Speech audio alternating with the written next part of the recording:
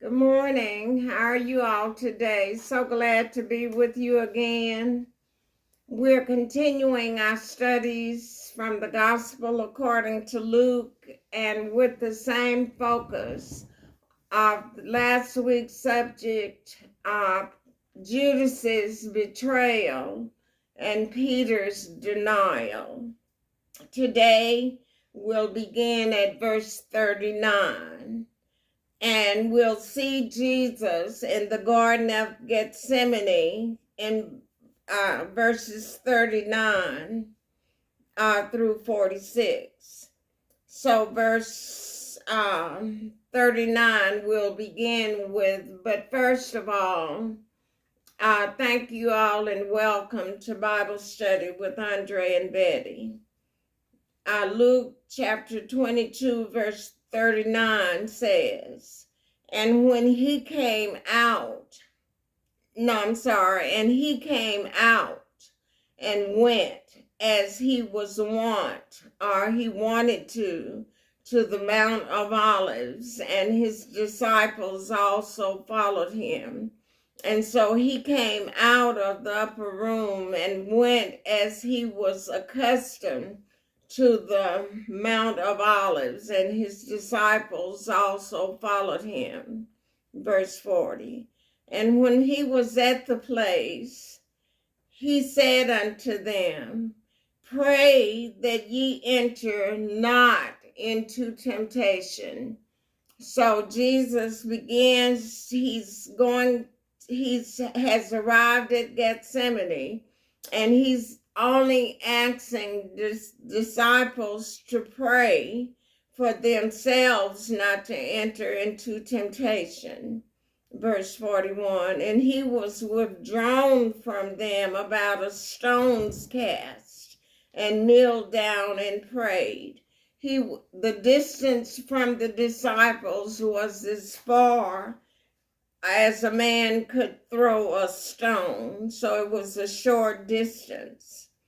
And so he was withdrawn from them about a stone's cast, and kneeled down and prayed. Verse 42, saying, Father, if thou be willing, remove this cup from me. Nevertheless, not my will, but thine be done. And in the lesson on John, we shared with you the Hebrews, the 5th chapter, verses 7 through 10, speaking of Jesus was praying to the Father to deliver him from death. The cup that he's talking about is the cup of redemption. Verse 43. And there appeared an angel unto him from heaven, strengthening him. This is because Jesus, the man, in his humanity, he paid our sin debt in full. And so he needed the angel to come down and strengthen him, because he was about to suffer for the sins of the whole world. Verse 44. And being in an agony, he prayed. This is the second time he's praying. He prayed more earnestly, and his sweat was as it were drops of blood falling down to the ground. He's fervently praying. He's in agony. He wants to be able to finish the work that God gave him to do, and he was willing to do that. But above his own personal will, he wanted the will of the Father to be done. And so verse 45, contained in this verse, is the third time Jesus prayed.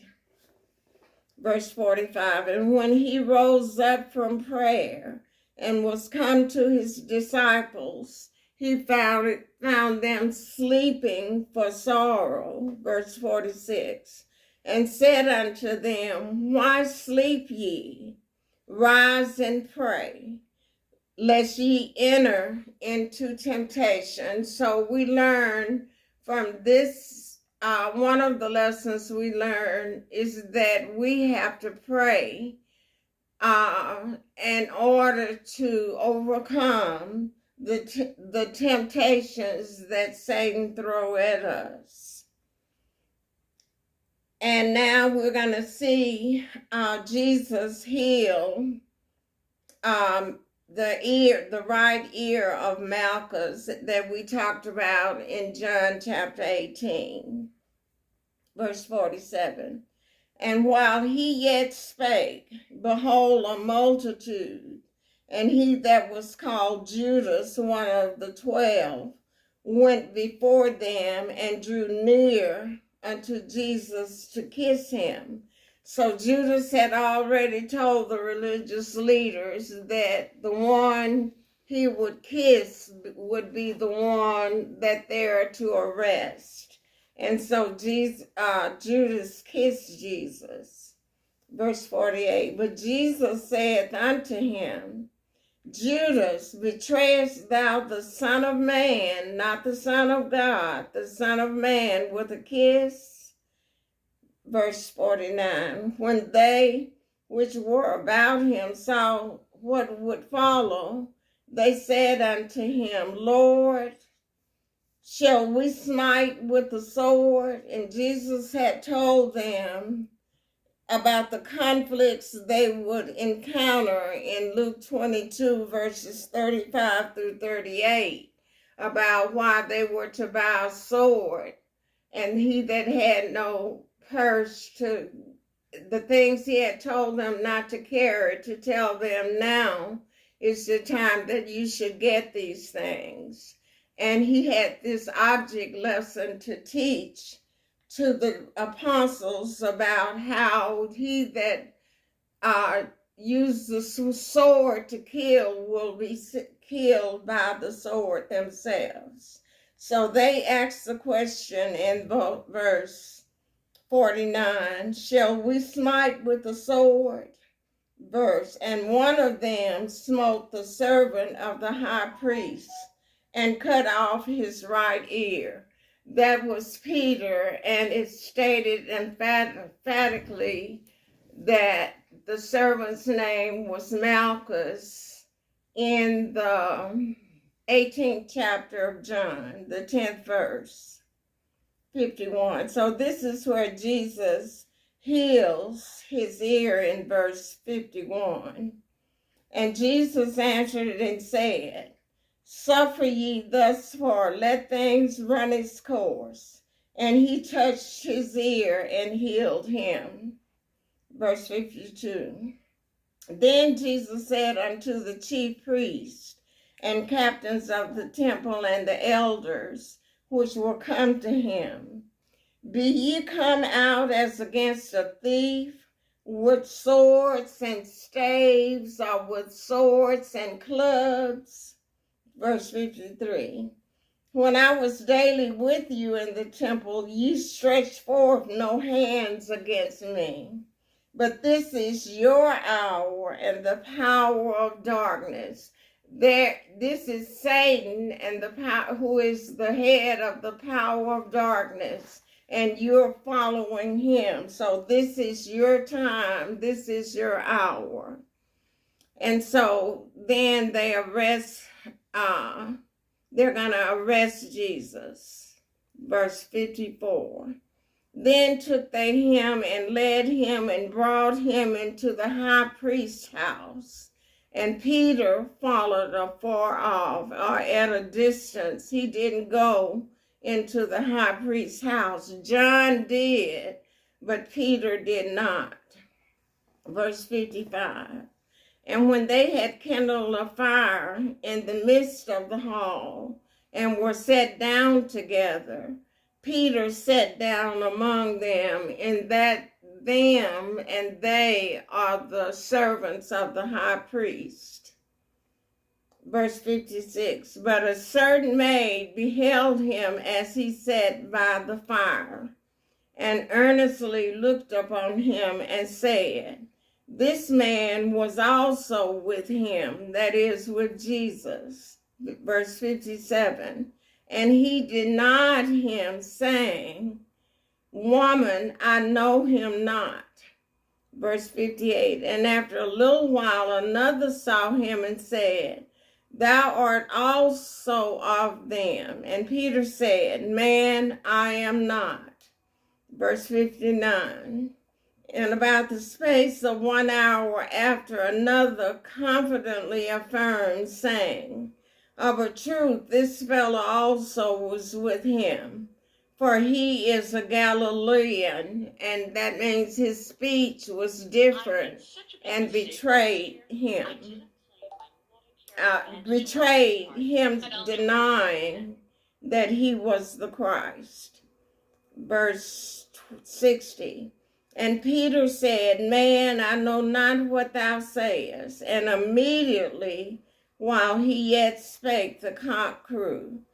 Verse 61, and the Lord turned and looked upon Peter, and Peter remembered the word of the Lord, how he had said unto him, Before the cock crow, thou shalt deny me thrice. And Peter went out and wept bitterly. He was truly sorrow. This is sorrow that worketh unto repentance, that bringeth forth life, as recorded in 2 Corinthians chapter 7 through 9. And the bad treatment of Jesus is prophesied throughout the Old Testament, but especially in the prophet Isaiah. Chapters 50 through about 55 in the book of Isaiah is all about the things Jesus suffered on our behalf that we deserve, but he paid our sin debt in full.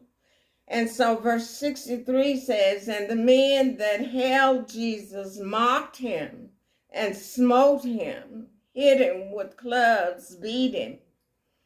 Verse 64, and when they had blindfolded him, they struck him on the face. That's when they slapped him and asked him, saying, Prophesy, who is it that smote thee?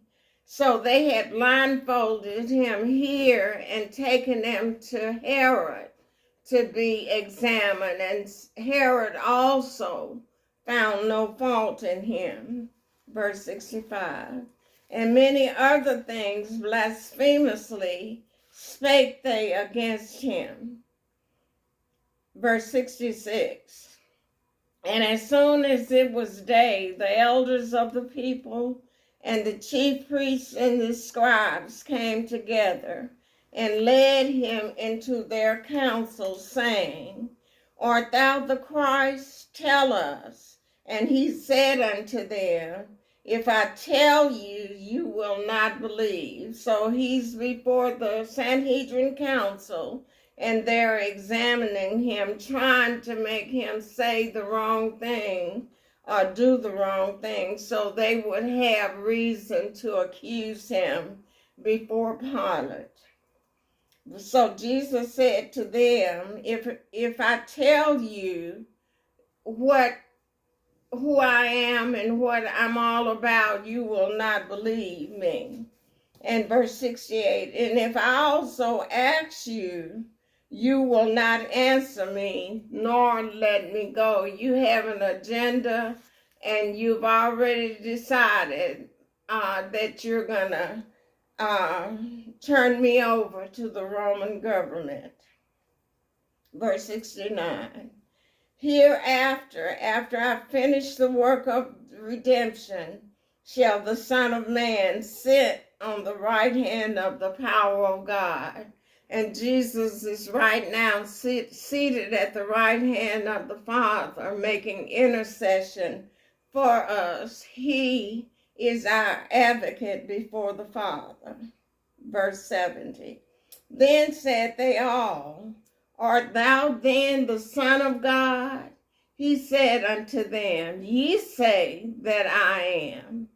And they said in verse 71, What need we any further witness? For we ourselves have heard of his own mouth.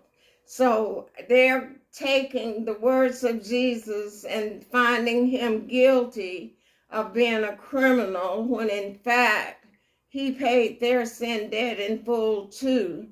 It's just that they rejected the finished work, even though Jesus came unto his own, and his own received him not. But as many as received him, to them gave he power to become the sons of God, even those that believe on his name. And I thank the Lord that I believe, and we all believe in the finished work of Christ. Here we're just seeing Jesus being betrayed by Judas and denied by Peter, but he paid their sin debt in full. It's just some rejected it. So you all have a great day and a great week. And remember, my email address is bjt1125@yahoo.com. And you can find me on YouTube and Facebook. On YouTube, all you need to type in is Betty Thomas.